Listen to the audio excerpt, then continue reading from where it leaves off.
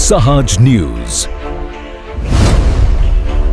બાબરાના વાસાવડ road પર નર્મદા પાઇપલાઇનમાં ભંગાણ, કલાકો સુધી લાખો ગેલન પાણીનો થયો બગાડ.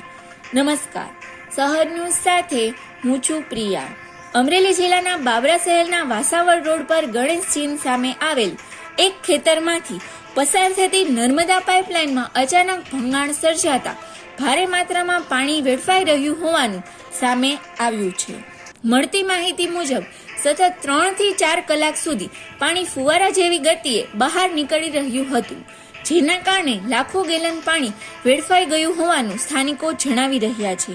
પાણીનો પ્રવાહ એટલો વધુ હતો કે પાણી ગામ તરફ પહોંચી ગયાનું પણ જાણવા મળ્યું છે.